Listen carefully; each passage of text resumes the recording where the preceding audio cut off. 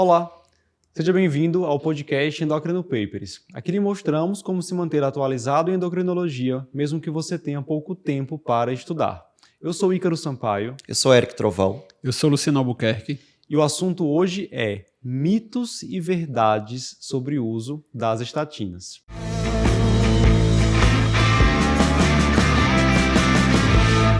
Meus amigos, as estatinas são drogas e polipemiantes com claro benefício na redução de desfechos cardiovasculares. Mas, às vezes, a gente tem uma dificuldade em fazer com que o paciente mantenha a adesão ao tratamento por alguns mitos e também algumas verdades relacionadas ao uso das estatinas, né, Eric? Isso, agora, às vezes algumas verdades que são até mal interpretadas. Boa. E essa é a nossa missão hoje, discutir o que é mito e o que é verdade em relação ao uso de estatinas. E vamos começar pela afirmação mais famosa. Luciano, tratamento com estatina causa diabetes? Que aumenta o risco de diabetes, né? Isso é uma verdade, está bem estabelecido já. Existe um aumento relacionado ao uso de estatina, se questiona se seria relacionado a aumento de resistência insulínica, alteração de funcionamento hepático, porque a gente lembra que o fígado é um órgão que está relacionado com gliconeogênese, né? Então poderia ter algum desvio metabólico ali e acabar aumentando esse risco de você evoluir com diabetes. A questão central é que existe redução de risco cardiovascular, mesmo nos estudos com grande percentual de aumento de frequência de diabetes, né? A gente tem, quanto maior a potência da estatina, supostamente maior o risco, porque foi justamente nesses estudos de maior dose que pegou aquele paciente de maior risco de evento cardiovascular, paciente em prevenção secundária, mais idoso, com desfecho prévio, que aumentou a incidência de diabetes naquela população que não tinha diabetes, teve uma evolução, teve uma progressão. Só que mesmo quando progredia, reduz o risco global. Então, mesmo tendo uma alteração metabólica, laboratorial naquele paciente, você está beneficiando ele em relação à redução de desfecho, que é o que a gente chama de desfecho duro, né? O que você quer ali, não tem como você discutir o desfecho cardiovascular final, né? É aquela velha história da gente sempre pensar na prescrição da droga no risco e no benefício. Vão existir riscos e vão existir benefícios. A minha decisão se eu vou prescrever ou não vai depender desse equilíbrio. Se eu estou diante de um paciente com clara indicação ao uso da estatina, que vai ter benefício cardiovascular, esse benefício é muito maior do que o risco de ele evoluir para ter diabetes. Então, na hora de eu pesar risco-benefício, o benefício ainda sai ganhando quando eu penso no benefício da estatina. Então, é uma verdade que aumenta o risco. Eu vou deixar de prescrever por causa disso? Não. Existe algum cenário que eu vou deixar de prescrever porque o paciente vai aumentar o risco de ter diabetes, como por exemplo, que eu já vi essa dúvida, o paciente tem pré-diabetes, então esse paciente eu evito? Não. Né? Claro que o paciente com pré-diabetes vai ter um risco até maior de evoluir para diabetes, mas se tem indicação bem definida, né, de estatina, você não vai deixar de usar estatina. E isso é exatamente o que diz a diretriz da American Diabetes Association, agora em 2023. Ela fala que a gente deve levar em consideração esse risco da estatina em relação ao desenvolvimento de diabetes, mas que esse paciente com pré-diabetes, justamente por ser um paciente que geralmente tem outros fatores de risco cardiovasculares, quando for indicado a estatina, ela deverá ser prescrita. E aí a gente vai adotar outras medidas para evitar essa progressão do pré-diabetes para diabetes. Mudança de estilo de vida, perda de peso, se for o caso, ou até terapia farmacológica com metformina. Isso. E lembrar... lembrar aquela história principal. Se você pegar assim, a população que você não tem dúvida que tem indicação depois de um paciente que já teve evento, é exatamente a população diabética. Então, assim... se no diabético você tem que usar a droga e supostamente também poderia ter uma mudança de controle glicêmico pelo mesmo mecanismo, então se você não tem nenhuma dúvida que você vai deixar, que você tem que usar a estatina, você vai continuar usando no paciente pré-diabético, não tem nenhuma discussão. E ter cuidado, porque como você falou, quanto mais potente a estatina, maior o risco. Isso não significa que eu vou deixar de fazer uma estatina de alta potência com um paciente que tem essa indicação, porque vai dar um risco maior de evoluir para diabetes, que eu já vi também essa dúvida. Então eu vou preferir, em quem tem pré-diabetes, usar uma de moderada potência. Não, ele tem indicação de alta potência? Tem, então ele vai fazer de alta potência. Isso. Certo. Eric, muitas vezes o paciente vem para o consultório usando a estatina e relata que acabou suspendendo o uso, interrompendo o uso, porque sentiu dor muscular. Teve dor nas pernas, uma vizinha falou que também teve dor nas pernas tomando simvastatina.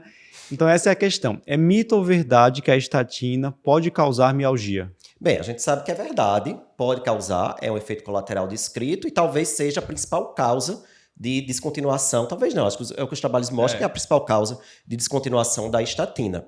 Mas é uma verdade exagerada pelo próprio paciente, né? Até porque já tem estudo mostrando que existe aí o efeito nocebo com o uso da estatina, né? Que aí o efeito nocebo é bem o contrário do efeito placebo, né? Ou seja, pacientes que em estudos utilizaram o placebo, não usaram a estatina, tiveram também muitos sintomas musculares só de imaginar que aquilo poderia ser uma estatina e como até como conhecimento assim, da maioria dos pacientes de que a estatina causa dores musculares, eles acabam sentindo a dor muscular. Então existe o efeito nocebo descrito com a estatina. Perfeito. Então cabe a nós estabelecer primeiro se aquilo realmente é uma mialgia causada pela estatina, porque muitas vezes não é. Às vezes é uma artralgia, uma dor no joelho.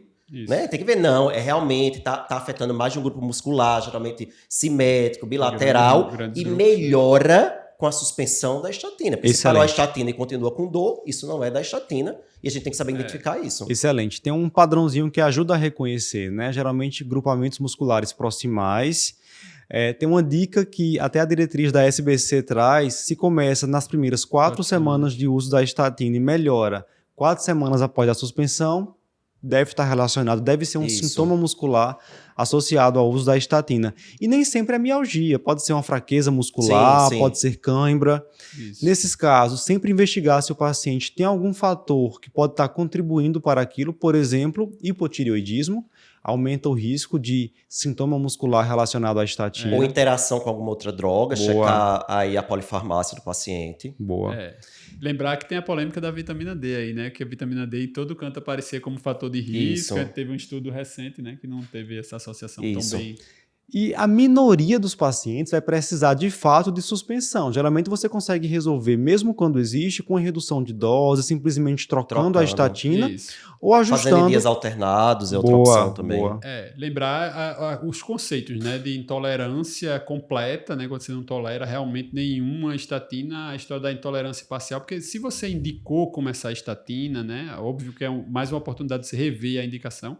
Mas se você indicou estatina, supostamente você deve insistir em algum uso, né? Então, começa com dose menor, tenta trocar por outra droga, de novo, de menor potência, porque acaba tendo alguma relação. Checar aí, para quem é especialista, a questão do citocromo, de metabolização daquela droga, né? Porque a gente sabe que Simvatorva vai para o citocromo CYP3A4, Rosuva já vai para outro citocromo, Pita não tem nem metabolismo hepático, então essa questão da interação medicamentosa acaba sendo um pouco direcionada com essa questão do metabolismo. Então você pode ali achar algumas outras situações que você não precisa necessariamente suspender a droga, né? Então aí a intolerância seria de não tolerância nenhuma e a intolerância parcial é quando você não chega na meta, né, com aquela dose que você conseguiu fazer o paciente tomar. E lembrar que para você chegar no ponto de ter uma rabdomiólise é raro. Bastante, né? Bastante raro. E um ponto importante, artralgia não é esperado com o uso da estatina. Eu disse, às vezes ela dor no joelho, o paciente suspendeu. Do articular não... Já tive um caso assim. Aí já teve e a senhora melhorou quando suspendeu? Não.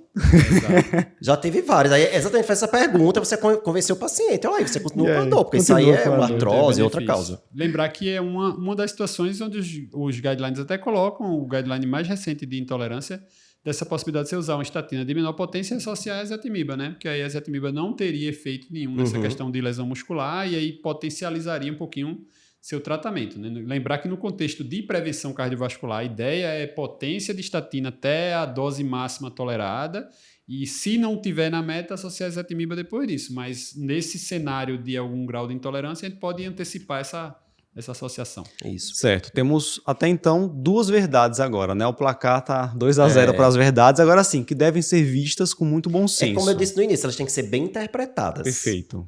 Né? Porque assim, raramente elas vão fazer com que a gente de fato descontinue um tratamento com estatina. Isso.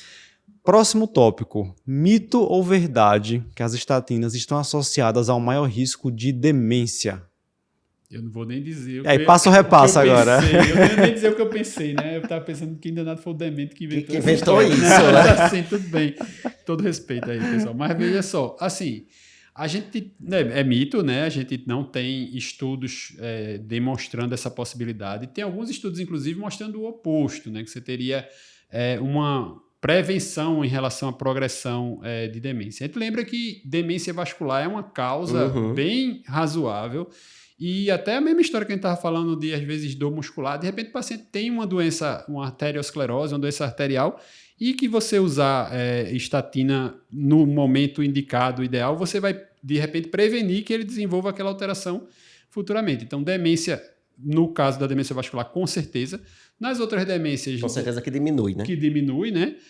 Nas outras demências, a gente não tem evidência de que tenha nenhuma interferência em relação ao aumento.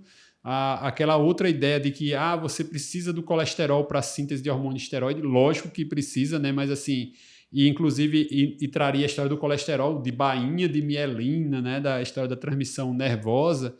Isso, de novo, é mito, porque a gente tem, por exemplo, os estudos com o inibidor do PCSK9, onde você reduziu o nível de LDL abaixo de 30. E a gente, mesmo com o nível de LDL tão baixo assim, não teve aumento de incidência de demência, nem de nenhum outro tipo de alteração relacionada ao LDL, né? Mostrando que aí não tem realmente essa relação e não dá para a gente defender aí, não sei nem como se porque defende. embora, minha gente, a estatina ela diminua a enzima que sintetiza o colesterol dentro da célula, a resultante final disso vai ser captar mais colesterol do meio sérico para aquela célula que agora não está conseguindo sintetizar colesterol. Isso. Ou seja, no final das contas, vai ter colesterol dentro da célula.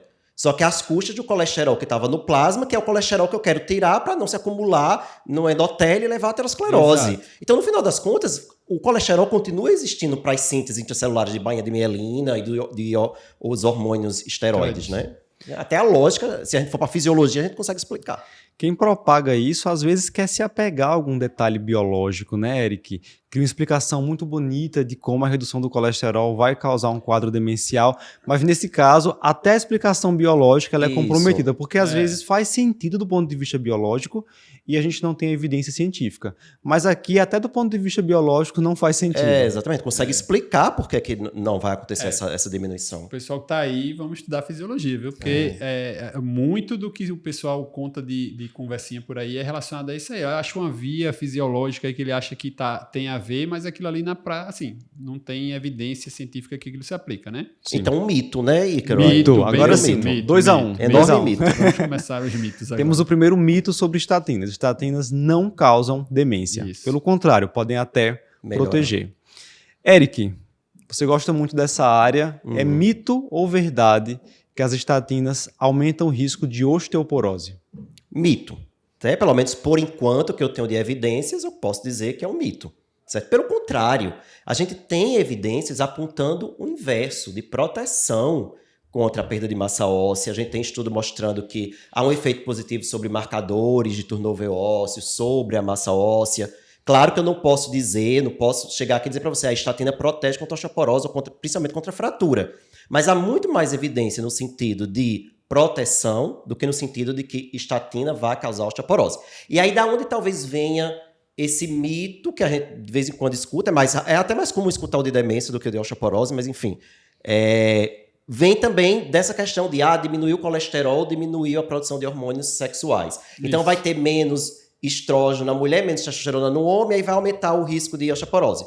Então, de novo, como o Luciano acabou de dizer, mesmo quando você tem níveis muito baixos de LDL colesterol, abaixo de 30, você não tem essa redução de hormônios esteroides. Então, essa explicação biológica meio que não faz sentido. Boa. Agora, talvez essa dúvida também tenha surgido. Tem um estudo, acho que é de 2019, que viu que baixas doses de estatina protegeria contra a osteoporose e altas doses de estatina, pacientes com alta dose de estatina, teria mais osteoporose.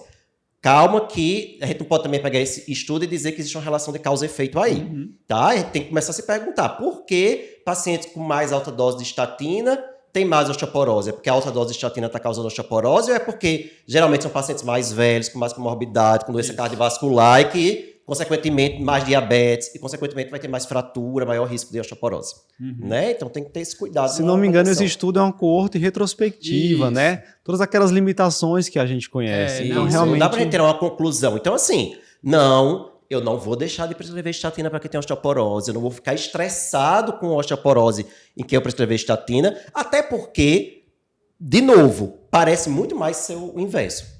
Né? A gente tem muito mais evidência de que protege do que o osso do que de que traz malefícios. A gente pode fazer um cortezinho do momento metodologia científica, né? Então, assim, a gente tem que lembrar que muito dessas informações acaba vindo de estudo de associação, né? Peguei aqui um grupão de gente e vou olhar retrospectivamente o que aconteceu. Então, vou pegar um grupo de dementes, dementes é péssimo, Não, de portadores de demência, né? De pacientes que tenham diagnóstico de demência, perdão.